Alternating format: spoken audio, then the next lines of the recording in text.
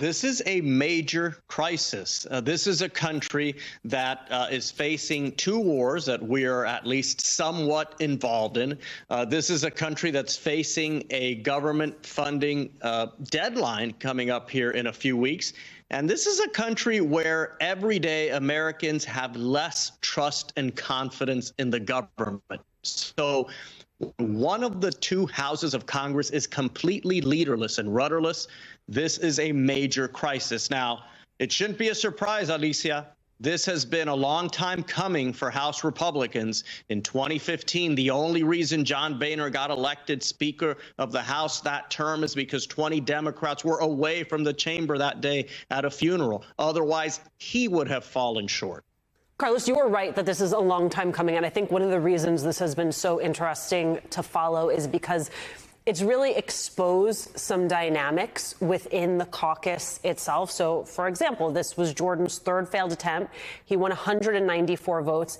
Yet in a secret vote after that, so you don't have to have your name shared, he only got 86 votes. To me, that says a lot about the state of the GOP.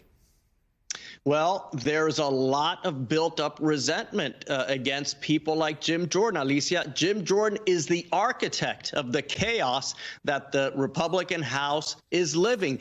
I told you about John Boehner in 2015. It was Jim Jordan and his allies who worked to undermine Boehner. It was Jim Jordan and his allies who were a headache for Paul Ryan when he was Speaker for 3.5 years. And it was Jim Jordan and his allies, or at least those who he inspired, who ultimately took down Kevin McCarthy. So a lot of these Republicans, even though publicly they don't want to get sideways with the Republican base, they don't like Jim Jordan, and they resent that it's members like him who have put them in this embarrassing, difficult position.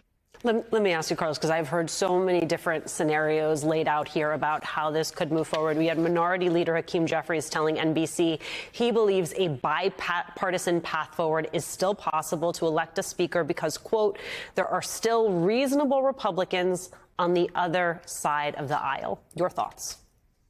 Well, it's true. And when there's a secret ballot election, you find out that it's true. Unfortunately, a lot of Republicans aren't willing to speak out publicly. They're afraid of getting primary. They're afraid of getting attacked by Donald Trump. But when they can vote in a basement by secret ballot, the truth does come out. And there are a lot of Republicans who would like to work with Democrats to at least get the House open again.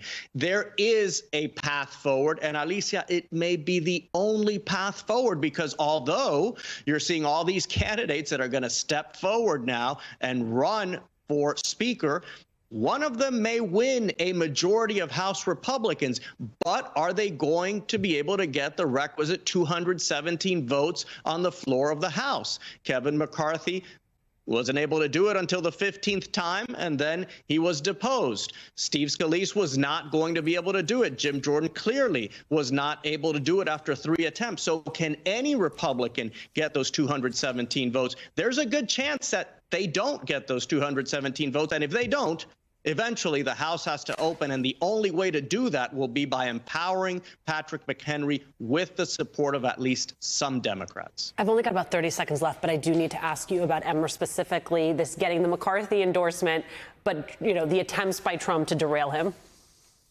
Yeah, Emmer is I'd say, slight favorite right now because he is in leadership. He does have an organization that he can depend on to help whip members. But Tom Emmer is going to face the wrath of Donald Trump and the members who respond to Donald Trump in the House Republican Conference, namely people like Jim Jordan, Matt Gaetz, and that whole crowd. So Emmer could get a majority of the House Republican Conference, but he may get vetoed by a minority of Republicans on the floor of the House.